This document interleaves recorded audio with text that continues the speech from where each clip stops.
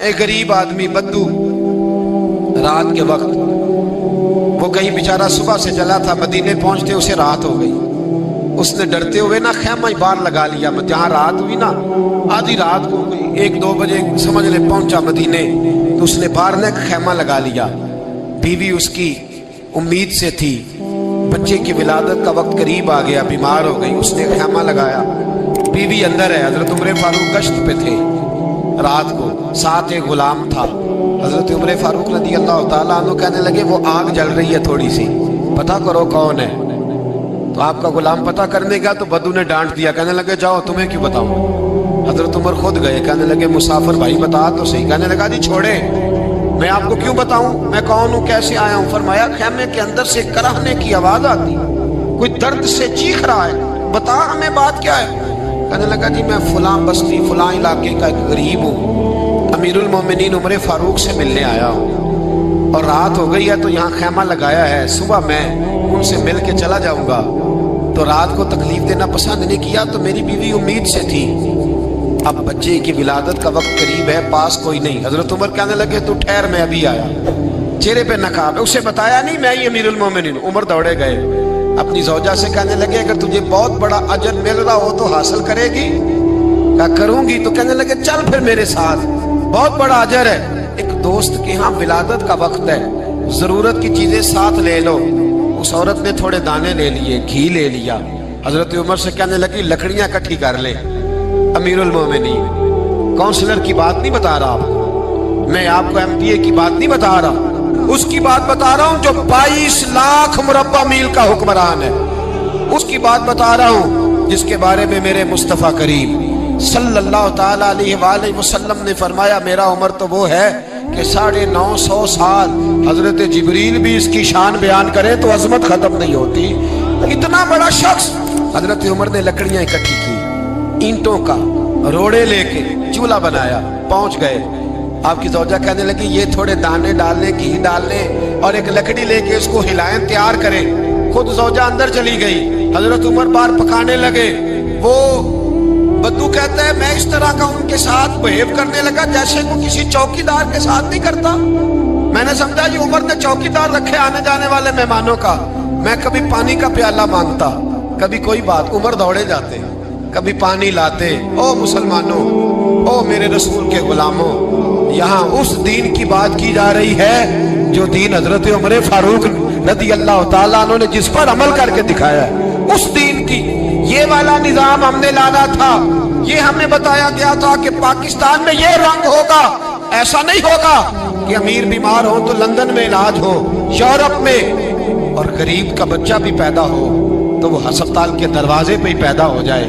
یہ اس والے پاکستان کی تصویر ہمیں نہیں دکھائی گئی کہ گندم امیر شہر کی ہوتی رہی خراب اور بچی کسی غریب کی فاقوں سے مر گئی۔ لیکن یاد رکھو بس میری زبان پہ آیا ہے، آج مجھے کہہ لینے دو، امیر شہر سے لیں گے حساب پائی پائی کا، اور مجھے کہنے دو، ارادہ کرنے دو، امیر شہر سے لیں گے حساب پائی پائی کا۔ بس غریب شہر کے بچے تو جوان ہونے دو، ذرا ہمارے بچوں کو بڑا ہو لینے دو، ذرا انہیں اپنے دین کو سمجھ لینے دو، ہم ہمیں پوچھیں گے۔ اور اگر یہاں غریب نہ پوچھ سکے تو میرے نبی پاک نے فرمایا قیامت والے دن غریب ہی طاقتور ہوں گے، وہ دن ہوگا ہی غریبوں کا، یہ تمہیں پوچھیں گے۔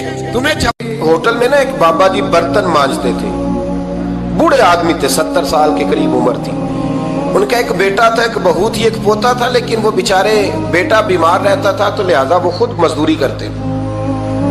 کہتے ہیں ایک دن وہ بابا جی میرے پاس آئے، کہنے لگے میم صاحبہ 2-4 دن کی چھٹی چاہیے۔ تو میں نے کہا خیریت ہے؟ کہنے لگے میڈم میرا بیٹا فوت ہو گیا۔ بیٹا، آپ کو پتہ ہے باپ کا جنازہ پڑھنا آسان ہے، بیٹے کا جنازہ اٹھانا بڑا مشکل کام۔ کہتی ہے میں کچھ لکھ رہی تھی، میرے ہاتھ سے قلم گر گیا، میں نے خود گاڑی بھیجی، بابا جی گاؤں چلے گئے جہاں وہ رہتے تھے۔ کہتی 2-3 دن کے بعد میں اور میرا شوہر گئے تو رستے میں ہم باتیں کر رہے تھے کہ کیا تعزیت کریں گے، ایک ہی بیٹا تھا، کوئی رشتہ دار بھی نہیں، تو اس کی تو کائنات اجڑ گئی، کن لفظوں سے اسے تعزیت کیا کہیں گے۔ کہتے جب ہم گئے تو وہ ٹوٹی ہوئی چٹائی پہ بیٹھا تھا، کچھ لوگ قریب تھے، ہم نے جا کے کہا بابا آپ مسلمان ہیں، ہم آپ کو کیا نصیحت کریں۔ ایک ہی بیٹا تھا کہ کس طرح کر کے ہم آپ کو تسلی دیں. تو کہتے ہیں اس نے آنکھیں کھولی, بوڑھی آنکھوں میں ایمان کی روشنی. کہنے لگا بی بی کیا تعزیت کی بات کرتی ہو, میں نے کوئی پیسے جمع کرا کے بیٹا لیا تھا, خدا نے فضل سے دیا تھا, عدل سے لے گیا ہے, میں اپنے رب کے فیصلے میں بڑا راضی ہوں. اللہ اکبر. وہ خاتون کہتی ہے کہ وہ بابا جی سے میں نے کہا کہ چلو آپ ایک مہینے کی چھٹی کر لے. تو کہنے لگا نہیں میڈم میں مسلمان ہوں, مفت کی روٹی نہیں کھاتا, مزدوری کر کے کھاتا ہوں, میں انشاءاللہ 2-3 دن کے بعد کام پہ آ جاؤں گا. کہتے ہیں وہ چند دنوں کے بعد آ گیا. اللہ کی قدرت کے ابھی 2-3 ماہ گزرے تھے, پھر آیا. میڈم چھٹی چاہیے کچھ دنوں کی. میں نے کہا خیریت ہے. کہنے لگے وہ میری بہو بھی ہارٹ اٹیک سے فوت ہو گئی. کہتے اب میں بھی تڑپ گئی ہوں اور عیسائی ہو کہ میری آنکھوں میں آنسو آ گئے. میں نے کہا گھر کا دروازہ بند ہو گیا, اب یہ بیچارہ کیا کرے گا. وہ اپنے شوہر کے غم میں ہارٹ اٹیک سے فوت ہو گئی. کہتے ہم پھر 2-3 دن کے بعد تعزیت کے لیے گئے. پھر ٹوٹی ہوئی چٹائی, بوڑھا نہ اپنی انگلیوں سے زمین پر کچھ بنا رہا ہے. کہتے قریب گئی اور میں نے جا کے کہا بابا اب تو تسلی آپ نے خود ہی کرنی ہے, جو نظام تھا وہ تو ہو گیا. تو کہتے ہیں پھر اس نے آنکھیں کھولی, آسمان کی طرف دیکھا تو کہنے لگا بیٹی کوئی پریشانی نہیں, میرا بیٹا بغیر شادی کے بھی تو فوت ہو ہی سکتا تھا نا, بس میرے مالک نے جب چاہا جیسے چاہ ہوا. میں انشاءاللہ 2-4 دن کے بعد کام پہ آؤں گا. یہ میرا 3-4-5 سال کا پوتا ہے, ابھی اسکول داخل ہوا ہے, میں ساتھ لے آؤں گا. وہاں میرے ساتھ اوپر کوارٹر میں جہاں میں رہتا ہوں یہ بھی رہے گا. کبھی کبھی میں دیکھتی چھت پہ کھڑے ہو کے کہ دادا گھوڑا بنا ہوا ہے اور پوتا سواری کر رہا ہے. وہ سویرے اٹھتا, اس کو سکول چھوڑ کے آتا, شام کو لے کے آتا, پیار کرتا, محبت کرتا. تیسری منزل پر ہم نے کوارٹر دیا ہوا تھا, وہاں دادا پوتا رہتے. اللہ تو بڑا بے نیاز ہے. کہتی ہے اقبال ایک دن نا پوتا اوپر والی منزل پہ کھیل رہا تھا, اس کا پیر پھسلا, وہ گردن کے بل زمین پہ گرا. مجھے خبر ہوئی تو میں دوڑی, ایمبولنس منگائی. خون سے لتھڑے ہوئے اس بچے کو دادے نے اپنی گود میں رکھا. اور جب ہم ہسپتال کی طرف گئے تو ہاسپٹل بعد میں آیا, جناب اسرائیل پہلے آ گئے اور کہتے ہیں وہ گود میں دم توڑ گیا. پھر دادے نے اسے اپنے ہاتھوں سے غسل دیا, پھر اس نے اپنے بوڑھے ہاتھوں سے قبر کھودی اور پھر مٹی ڈال کے کہنے لگا انا للہ و انا الیہ راجعون. جے سونا ہی میرے دکھ وچ راضی, جے سونا ہی میرے دکھ وچ راضی. پھر سکھ نو چلے ڈاواں. کہتے ہیں وہ مٹی ڈالی اس نے, اور جب وہ واپس پلٹا تو میں بازو سے تھام کے ہوٹل قریب لائی اور میں نے اس کے قریب کہا کہ بابا تو ٹوٹ گیا ہے, تو بکھر گیا ہے. تو کہتے ہیں یوں اس نے ہاتھ رکھے اور یوں آنسو چھٹک دیے. کہنے لگا میڈم کیوں میرے اندر کوئی عقیدہ نہیں, میں کوئی لوارث ہوں, میرا کوئی رب نہیں, میں کیوں پریشان رہوں گا, میں تو پکا ہوا پھل ہوں. تھوڑے دن گزرے کہ قبر میں جاؤں گا, اور جب جنت میں جاؤں گا تو اللہ میری بیٹے سے بھی ملاقات کرائے گا, میرے پوتے سے بھی ملاقات کرائے گا, میرا رب ساری ملاقاتیں کرا دے گا. میں اپنے اللہ کی رضا پہ بڑا راضی ہوں. وہ خاتون کہتی ہے میرا اور میرے شوہر کا کلیجہ پھٹنے لگا. میں نے کہا بابا یہ جذبہ کہاں سے ملتا ہے, یہ سکون کہاں سے آتا ہے, یہ کیفیت کیسے ملتی ہے. مجھے کہنے لگا تو نے لینی ہے. میں نے کہا, تو کہنے لگا تو بھی گنبد خضرا والے نبی کا کلمہ پڑھ جا, اللہ تجھے سکون عطا کرے. حضرت عمر فاروق رضی اللہ تعالی عنہ. حضرت عمر معمولی شخص نہیں, معمولی آدمی نہیں. کچھ لوگ صدیوں کے بعد پیدا ہوتے ہیں اور کچھ لوگ ایسے ہوتے ہیں جو ایک ہی بار پیدا ہوتے ہیں, ان جیسا دوسرا پیدا ہوتا ہی نہیں, دوسرا ان طرح کا پیدا ہوتا ہی. حضرت عمر رضی اللہ تعالیٰ عنہ جیسی شخصیات پیدا ہی نہیں ہوتی دوبارہ. سارے صحابہ در رسالت مآب پہ خود آئے. یہ وہ عظیم شخص ہے جسے اللہ کے محبوب نے اللہ سے مانگ کے لیا, کہا اے اللہ یہ مجھے دے دے, اللہ سے مانگ کے لیا ہے. اس لیے صوفیاء کہتے ہیں کچھ مرید ہوتے ہیں کچھ مراد ہوتے ہیں. کچھ مرید ہوتے ہیں کچھ مراد ہوتے ہیں. مرید وہ ہوتا ہے جو چل کے آتا ہے آ کے مرید ہوتا ہے. مراد وہ ہوتا ہے جسے کہا جاتا ہے کہ یہ کبھی میرا بن جائے نا, یہ کبھی آ جائے نا, میرا بن جائے, اس کو مراد کہتے ہیں. حضرت عمر مصطفیٰ کریم کی مراد ہیں, حضور کی مراد ہے. اللہم اعز الاسلام بے اسلام عمر ابن خطاب, اے اللہ اسلام کو عزت دے دے, میرے عمر کو کلمہ پڑھنے کی توفیق عطا فرما دے. اور کیسے دعا مانگی؟ او یار حضرت عمر کی تو اس فضیلت کا کوئی جواب نہیں دے سکتا. میرے رسول پاک علیہ السلام سب کے لیے ہی دعا مانگتے ہیں نا, حضور کی دعا عام ہے, لیکن مصطفیٰ کریم نے کعبے کا غلاف تھام لیا اور غلاف کعبہ کو حضور نے سینے سے لپٹایا اور سینے سے چمٹا کے کہا اے اللہ میں نے تو کبھی سوال ہی زیادہ نہیں کیے, میں کرنے آیا ہوں, مجھے عمر دے دے, عمر دے دے. حضور نے مانگ کے لیا. اور پھر جب جس کو حضور مانگے اللہ سے کہ حضرت عمر رضی اللہ تعالیٰ عنہ کا آج یوم شہادت ہے, میرا تو دل کرتا تھا کہ فجر سے باتیں شروع ہوں اور سارا دن ہی عمر کی باتیں ہوتی رہیں, سارا دن جناب عمر کی باتیں, سارا دن. اس لیے کہ ذکر جناب عمر کا ہوگا پر راضی اللہ کے رسول ہوں گے صلی اللہ ہو, تو جاگ کے بیٹھے, خوش ہو کے بیٹھے.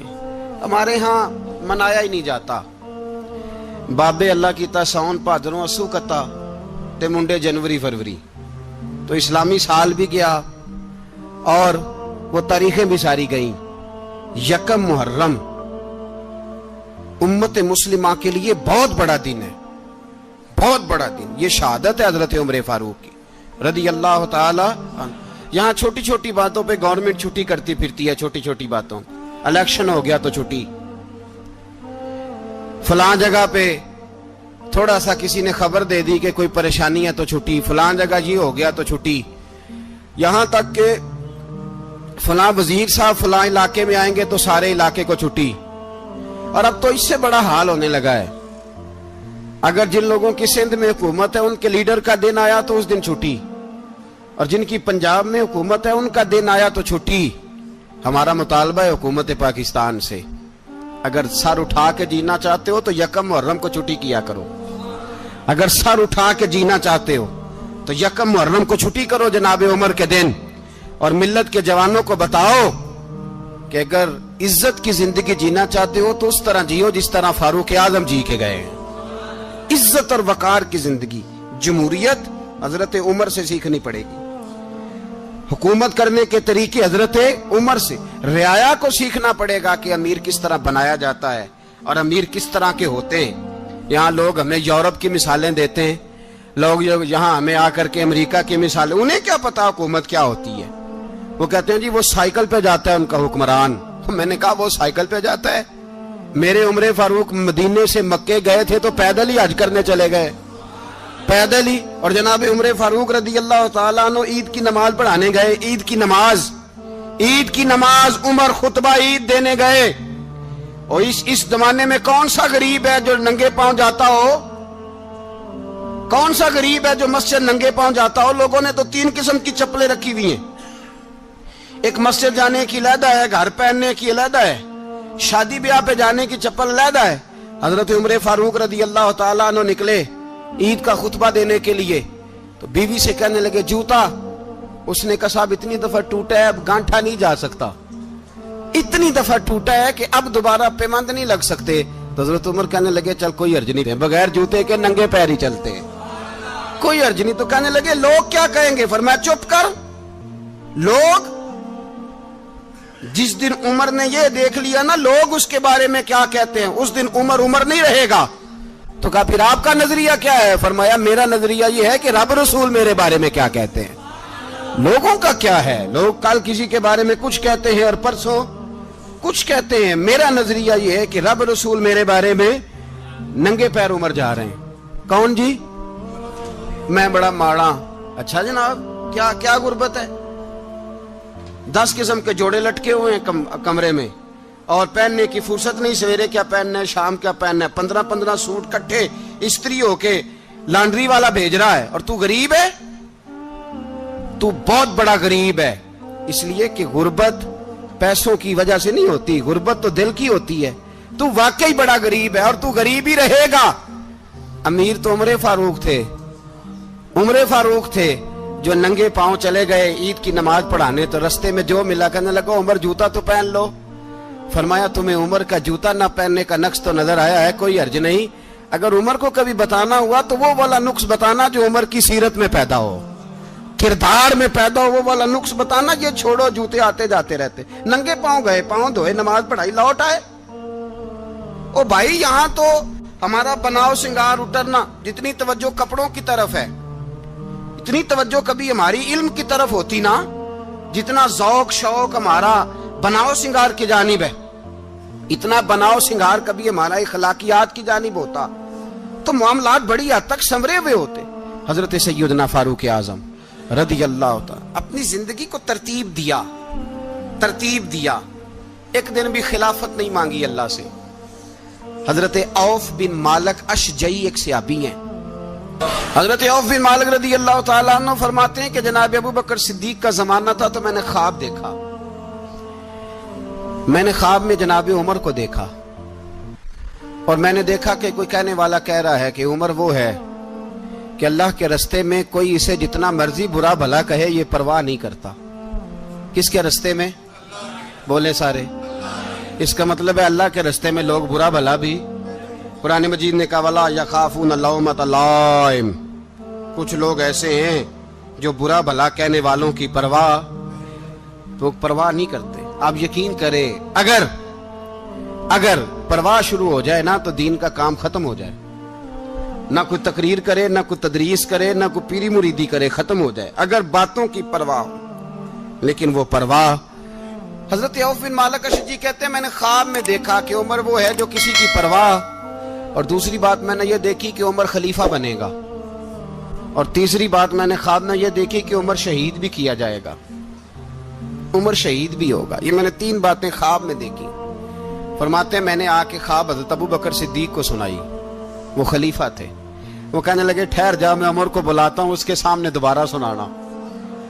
उसके सामने फरमाते मैंने बुलाया हजरत उमर फारूक को, आके बैठे, ख्वाब शुरू हुआ। का एक बात तो मैंने ये देखी कि आप मलामत करने वाले की परवाह नहीं करते, दूसरा आप खलीफा बनेंगे। जनाब उमर कहने लगे चुप कर, अबू बकर के सामने ही कह रहा है, चुप कर, खलीफा के सामने ही कह रहा है। तो अबू बकर सिद्दीक कहने लगे उमर इसे कहने दो, मुझे लगता है रब की रजा यही है कि मेरे बाद अगर मुस्तफा का मिंबर मिले तो उमर को मिले, इसे कहने दो। यार यहां तो लोग डींगे मारते हैं, यहां तो लोग दावे करते हैं, मेरे सामने फलाने को भी बिठाओ, फलाने को भी बिठाओ, उसको क्या पता, इसको क्या पता, ये तो बड़के मारने का दौर है। हजरत उमर रदी अल्लाह तआला अन्हु को तीसरी बात कही। हजरत औफ बिन मालिक ने कहा आप शहीद किए जाएंगे, मैंने ख्वाब देखी है। नेक लोगों के ख्वाब बड़ी हद तक सच्चे होते हैं। कहा मैंने ख्वाब देखी है। तो हजरत उमर कहने लगे शहीद तो दलेर लोग होते हैं, शहीद तो दलेर, जिसे सारा जमाना दलेर कह रहा है वो अपने बारे में क्या कह रहे हैं? कहते हैं शहीद तो दलेर, मैं तो काहिल सा आदमी हूं, सुस्त आदमी हूं, मैं तो इतना काम ही नहीं करता, तो ये ख्वाब तूने जो ठीक है देखा है ना, फिर से देखना। तो अबू बकर सिद्दीक फरमाने लगे आजिज़ी ना कर, इनकिसारी ना कर, तो जो कह रहा है ठीक कह रहा है, लेकिन मुझे सुन के शुक्र भी हुआ है और अफसोस भी हुआ है। अफसोस इस बात का कि तेरे जैसा बतले अजीम चला जाएगा, और शुक्र इस बात का कि रब तुझे जिंदगी भी एजाज वाली देगा, और शहादत की मौत दे के अल्लाह तुझे मौत भी इज्जत वाली अता फरमाएगा। अल्लाह मौत भी तुझे इज्जत वाली देगा, तुझे काहिलों जैसी मौत अल्लाह। हजरत फारूक आजम रदी अल्लाह, ओ भाई यहां तो इस जमाने का सबसे बड़ा मसला प्रोटोकॉल है। लोगों को पता होता है कामिल पीर है, कामिल मुर्शिद है, लोग नहीं जाते। मैं किसी का मुरीद हो जाऊं, मेरा प्रोटोकॉल किधर गया? पता होता है ये कामिल उस्ताद है, मैं इसके पास बैठूंगा तो मेरी तरबियत करेगा, लेकिन लोग शागिर्द नहीं बनते। मैं किधर गई? ये जो प्रोटोकॉल की मुसीबत है ना, इसने बड़े बड़े लोग जीरो कर दिए, बड़े बड़े लोग। और ये मत समझे कि आपका वजीर आजम प्रोटोकॉल लेता है या आपका सदर प्रोटोकॉल, वुज़ारा, ऐसी कोई बात नहीं। ہم چھوٹے طبقے سے لے کر بڑے سارے پروٹوکول کے قائل ہیں. ہمارا تو داماد بھی کہتا ہے کہ مجھے پوچھا نہیں میں تمہارے گھر کیوں آؤں. ہمارا تو بھائی ہر شخص اعلان کرتا ہے پروٹوکول کا. فلانے نے عزت نہیں دی تو واپس آ جاؤ, فلانے نے سلوٹ نہیں کیا تو واپس آ جاؤ. لوگ جہاں سلوٹ کرنا چاہیے وہاں بھی سلوٹ کرانے کے قائل ہیں. پر حضرت عمر رضی اللہ تعالی, حضرت عمر کی سادگی اور پھر جناب عمر کی عاجزی, جب انسان اپنے اوپر سوار کر لیتا ہے نا, سوار کر لیتا ہے, میں بدکار پرانا خادم کسے در ملی نی ٹوئی, تے واصف یار نے نظر جو کیتی تے واصف ہی. میں اکثر سوچتا ہوں حضور نے جہاں بھی کہا نا, فرمایا میرے بعد نبی ہوتے تو خطاب کے بیٹے عمر ہوتے. حضور نے فرمایا عمر جس رستے سے جاتا ہے شیطان وہ رستہ بدل جاتا ہے. نبی پاک صلی اللہ علیہ وسلم نے فرمایا میرا عمر وہ ہے کہ اس کی زبان پر حق جاری ہے. حضور علیہ الصلوۃ نے فرمایا 950 سال حضرت جبریل میرے عمر کی شان بیان کریں تو ان کی عظمت ختم نہیں ہوتی. 950 سال جبریل عظمت بیان کرے تو ختم نہیں ہوتی. یہ بات ہے حضرت عمر کی. اور فرمایا عمر ابو بکر کی نیکیوں میں سے ایک نیکی ہے.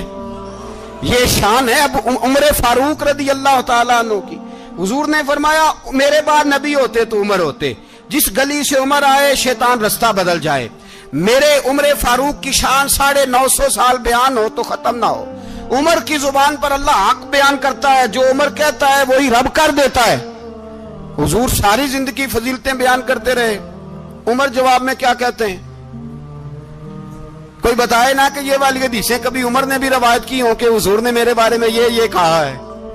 یہ روایتیں وہ روایت نہیں کرتے. ان سے جب لوگ کہتے عمر تیری بڑی بات ہے تو عمر رو پڑتے, کہتے میں تو اونٹ چرانے والے باپ کا بیٹا ہوں, میں تو اونٹ چرانے والے باپ کا بیٹا.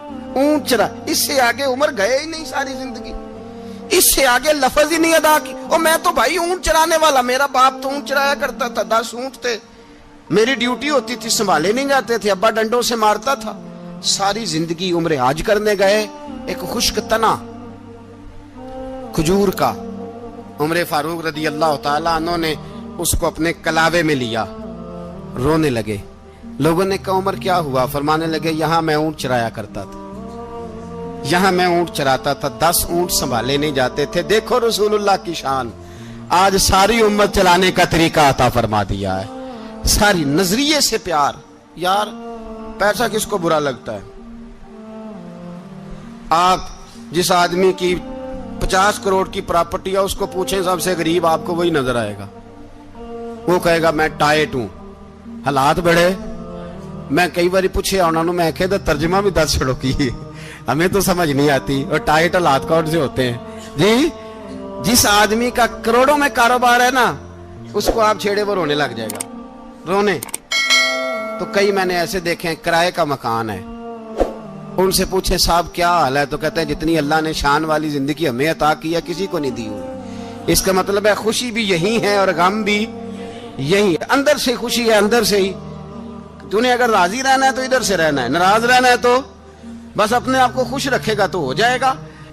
سارے صحابہ مل کے آئے, کہنے لگے عمر فاروق سے کہنا ہے نبی پاک کے زمانے میں تو ظاہراً غربت تھی, ابو بکر کے دور میں بھی غربت تھی, اب تو بڑا مال ہے. عمر سے سفارش کرو کہ عمر نیا کرتا پہنا کرے. ملکوں کے سفیر آتے, عمر وہی پھٹی پرانی چادر اوڑھ کے اور وہی کئی جگہ پہ پیوند لگے سوٹ پہن کے سفیروں کے سامنے بیٹھ جاتا ہے. عمر کو مشورہ دو, طے ہو گئی بات. سب نے جب مشورہ دے لیا تو سارے کہنے لگے یہ بتاؤ شیر کی مونچھ کو ہاتھ کون لگائے گا؟ کہنا کس نے ہے, بندہ بھی تو ڈھونڈو نا. نے کہا جناب میرا یہ خیال ہے کہ مولا علی شیر خدا کہیں گے, کیونکہ جس شخص کی عمر کو سب سے زیادہ حیا کرتے دیکھا وہ شیر خدا مولا علی ہے رضی اللہ تعالی علی کہیں گے. اس لیے کہ جناب علی تو کئی دفعہ جب گفتگو کرتے تھے تو حضرت عمر چپ کر جاتے تھے اور فرماتے تھے علی نہ ہوتا تو میں ہلاک ہو جاتا. تو کہا علی سے کہو. جناب علی شیر خدا کو بلایا, کس کام کے لیے جی؟ اللہ اکبر.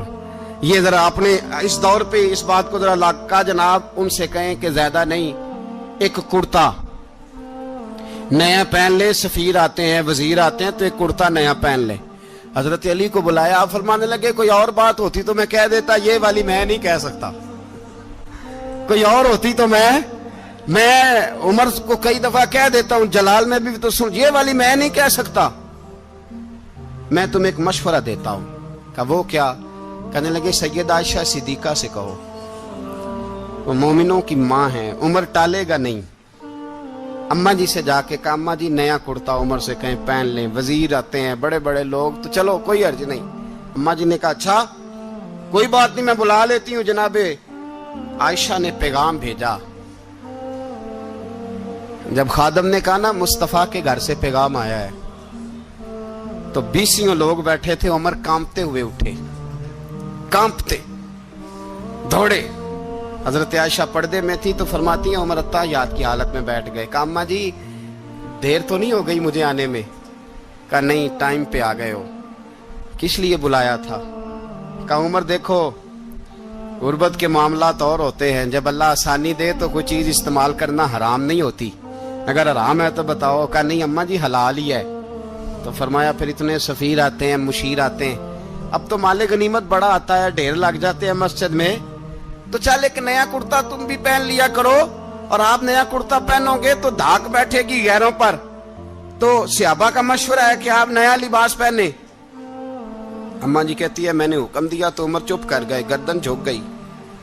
تھوڑی دیر کے بعد سیدنا عمر فاروق نے سر اٹھایا تو داڑھی پہ آنسو گر رہے تھے, رو پڑے. کہنے لگے پاک محبوب کی پاک بیوی, جیسے حکم کرتی ہو میں حاضر ہوں, پر مجھے وہ والا لباس پہنانا جو میرے مصطفیٰ نے پسند فرمایا ہے. اگر یہ رنگ رسول پاک کا ہے تو میں حاضر ہوں, اور اگر نبی پاک کا نہیں تو پھر جیسے آپ حکم کریں. جناب عائشہ کہتے ہیں عمر روئے تو میں زیادہ روئی, میرا پلو بھیگ گیا آنسوؤں سے. میں نے کہا عمر آپ جائیے. عمر یوں نکلے تو جو صحابہ کھڑے تھے وہ کونے میں تھے, سارے آ گئے. کہا اماں جی کیا بناؤ؟ فرمایا بھائی تم سب جو باتیں کہتے ہو وہ اپنی جگہ ٹھیک ہیں, پر عمر جو بات کرتا ہے وہ سب سے زیادہ ٹھیک ہے. عمر جس پہلو پر بات کرتا ہے وہ, یار ایسی عاجزی, ایسا رنگ, ایسا انداز, ایسا طرز حیات, ایسی زندگی. اولاد کے معاملے میں لوگ بزدل ہو جاتے ہیں, بزدل. پر حضرت عمر کا بیٹا مصر گیا, وہاں سے کمائی کر کے لایا, تجارت کرنے گیا, لاکھوں کا مال. کون سا باپ ہے دنیا میں جس کا بیٹا باہر سے پیسے لے کے آئے تو ابا تفصیل پوچھے کہ بیٹا کہاں سے کمائے, کہاں سے لایا, کتنے ملے, کیوں آئے؟ کون سا باپ تفصیل پوچھتا ہے؟ ابا تو کہتا ہے لا صحیح, اور تعریفیں کرتا ہے میرا بیٹا بڑی کمائی کرتا ہے. کبھی پوچھا ہے اس سے کہ ڈیوٹی صحیح دیتا ہے کہ نہیں؟ کبھی پوچھا ہے کہ تو ایمانداری کی روزی لاتا ہے کہ حرام کی کماتا ہے؟ یہ باپ کی ذمہ داری ہے, یہ اماں کی ذمہ داری ہے. پھر کہتا ہے بیماری کیسے آ گئی, پریشانی کیسے آ گئی؟ تو نے کبھی سوال کیا اپنی اولاد سے؟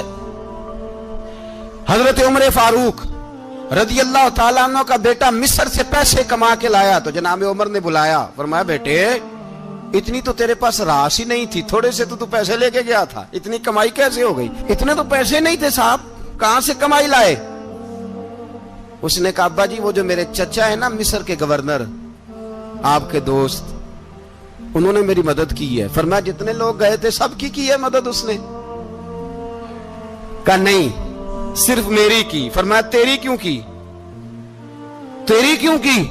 کہا حضور آپ کے دوست ہیں. فرمایا چپ کر, حضور انہوں نے مجھے اتنے پیسے دیے, میں نے کاروبار میں ڈالے تو نفع آیا تو میں ان کی رقم دے کے. فرمایا خاموش ہو جا, باقی جتنے لوگ گئے تھے سب کی مدد کی اس نے؟ کہا نہیں حضور صرف میری کی. فرمایا اس نے تیری مدد نہیں کی, اس نے خلیفہ کے بیٹے کی مدد کی, اس لیے کہ وہ خلیفہ کو اپنے حق میں نرم کر سکے. فرمایا آدھا مال تیرا ہے, آدھا مال غنیمت کا ہے, مال خزانہ کا ہے, مسلمانوں کا ہے, اس لیے کہ تو جو وہاں سے مال کما کے لایا ہے وہ اپنے باپ کے خلیفہ ہونے کی وجہ سے کما کے لایا ہے, لہذا رکھ ادھر. یہاں کہتے ہیں کدھر سے آیا, کیسے آیا, کون سا حساب دیں, کیا کریں؟ او بھائی حضرت عمر رضی اللہ تعالیٰ عنہ کا اپنی اولاد کے بارے میں یہ رنگ ہے. ایک جنگ سے نا خوشبو آئی, خوشبو بڑی مہنگی ہوتی تھی, عرب میں خوشبو آج بھی بڑی مہنگی ہے, وہ زیادہ استعمال کرتے ہیں. میری باتوں کی سمجھ آ رہی ہے میرے بھائی؟ بڑی مہنگی خوشبو تھی. جب جب وہ خوشبو آئی تو حضرت عمر نے کہا, گھر میں پہلے پہنچی حضرت عمر کے, چونکہ زیادہ عورتیں استعمال کرتی تھی گھر کے اندر خوشبو, مرد بھی لگاتے تھے. حضرت عمر نے اپنی بیوی سے کہا, آپ کی زوجہ جو تھی وہ بڑی خوشبو کو پسند کرتی تھی. حضرت عمر نے اپنی زوجہ سے کہا کہ خوشبو لاؤ, میں نے ایک عورت کی ڈیوٹی لگائی ہے, وہ خوشبو تول کے نا تو حصہ برابر صحابہ میں بانٹ دے گی.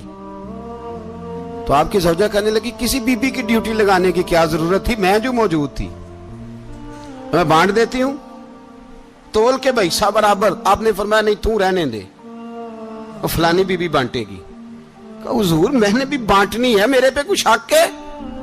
آپ نے فرمایا نہیں, تو تفصیل نہ پوچھ, تو خوشبو دے دے, کوئی اور بانٹے گی. خاتون خانہ تھی نا, کہنے لگی نہیں مجھے بھی آج آپ کو بتانا ہی پڑے گا کہ کوئی جو بانٹ سکتی ہے تو میں کیوں نہیں بانٹ سکتی. زوجہ کہتی عمر نے بات کی تو میری چیخیں نکل گئی. حضرت عمر فرمانے لگے, جب تو خوشبو بانٹے گی نا تیرے ہاتھوں کو بھی لگے گی, تیرے دوپٹوں کو بھی لگ جائے گی. اگر رب کریم نے مجھ سے سوال پوچھا کہ عمر خوشبو تو مسلمانوں کی تھی, تیری بیوی کے دوپٹے کو کیوں لگ گئی, تو میں اللہ کے حضور کیا جواب دوں گا؟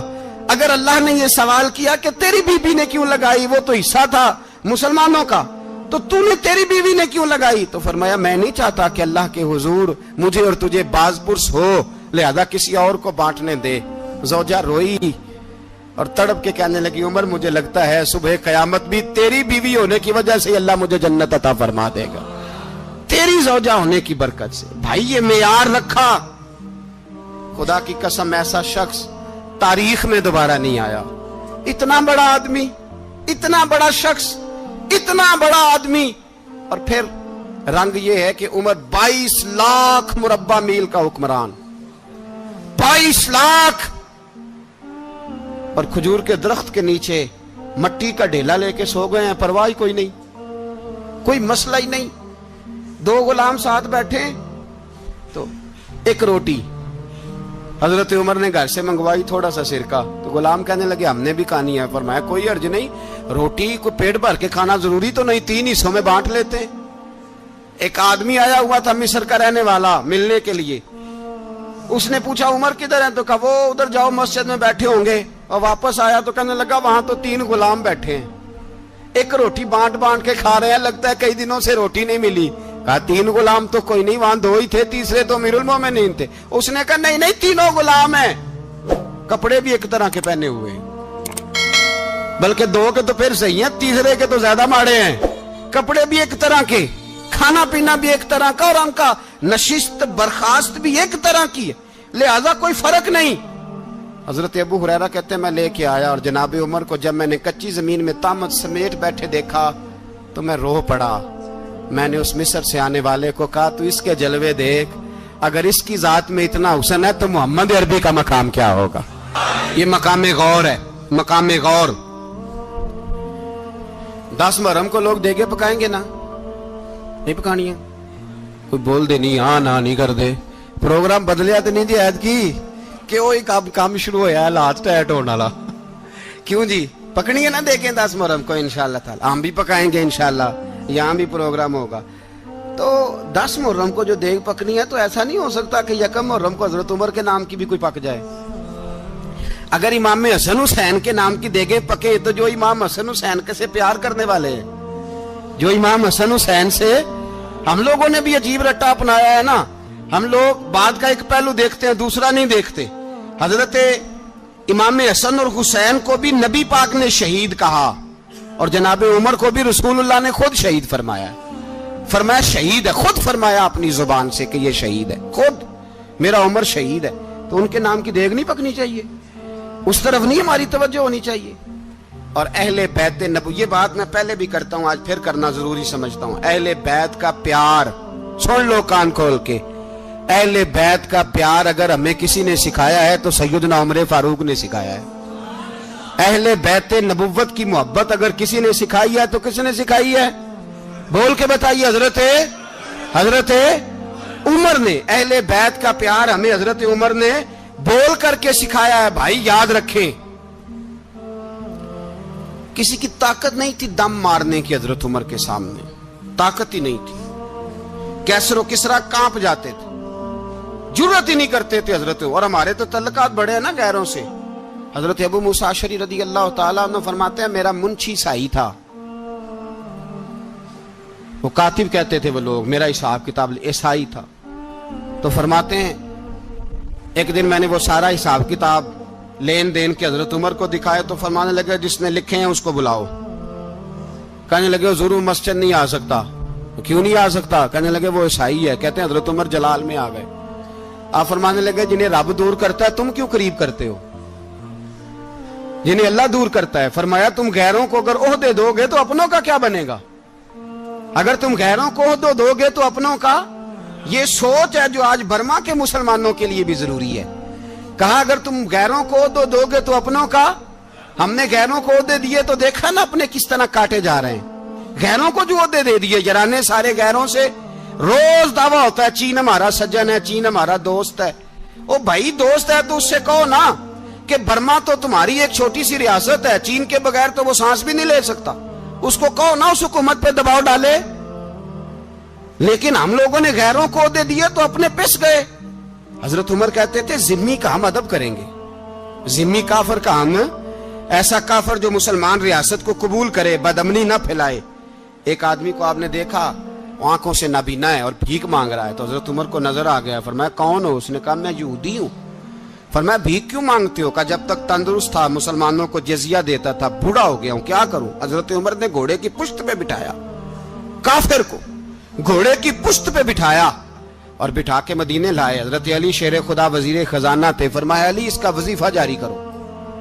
कहा ये कौन है? फरमाया ये यहूदी है लेकिन ये हमें जजिया देता रहा, बूढ़ा हो गया बेचारा, भीख मांगने पे मजबूर है, हमारी हुकूमत के अंदर रहता है, इसका पूरा पूरा वजीफा जितना खर्चा उतना वजीफा लगाओ।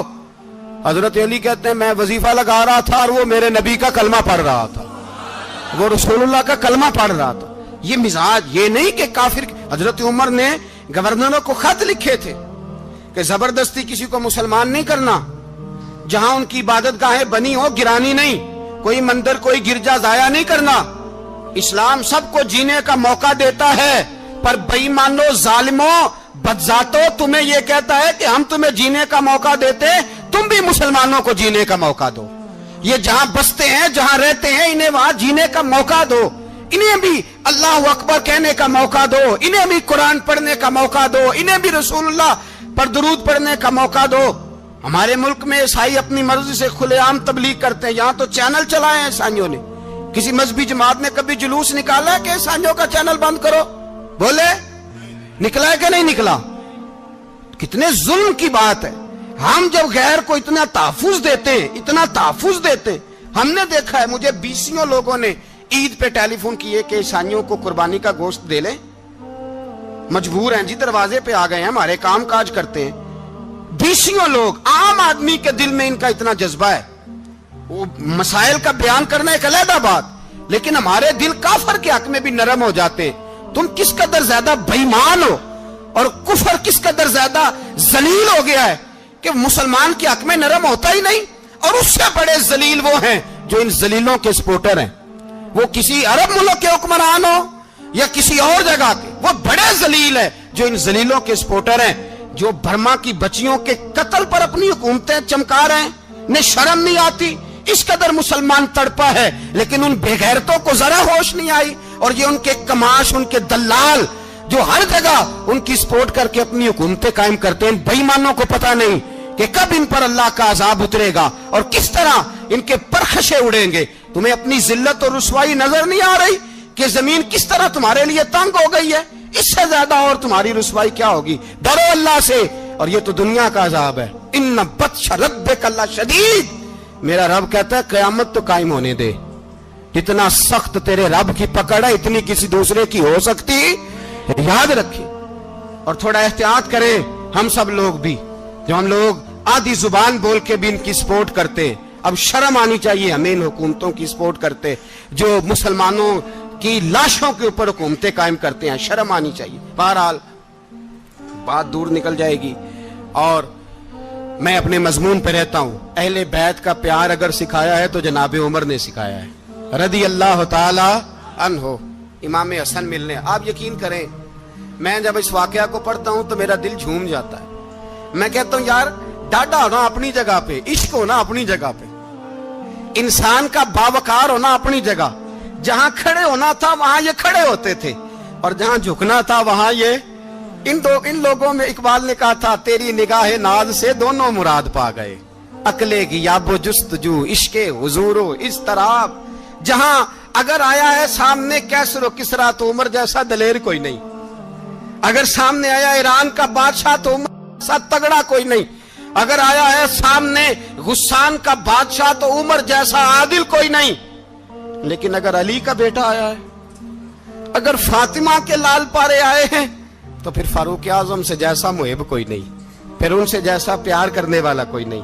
اندر بیٹھے ہیں جناب عمر، اندر تنہائی میں کچھ وزیروں سے گفتگو ہو رہی ہے، میٹنگیں جاری ہیں، آپ کے بیٹے ملنے آئے جناب عبداللہ ابن عمر، ابا جی ملنا ہے، بات ٹھہرو بات کر رہا ہوں، کوئی نہ اندر آئے، صاحب زیادہ باہر کھڑا ہے، تھوڑی دیر گزری تو امام حسن بھی آ گئے، کون آئے؟ آپ کو جو ملے گا امام صاحب کا نام لینے سے، وہ سردار ہیں جنتیوں، کون آئے؟ سارے بولیے امام حسن، تیری نسل پاک میں ہے بچہ بچہ نور کا، تو ہے نے نور تیرا سب گھرانہ، امام حسن آئے،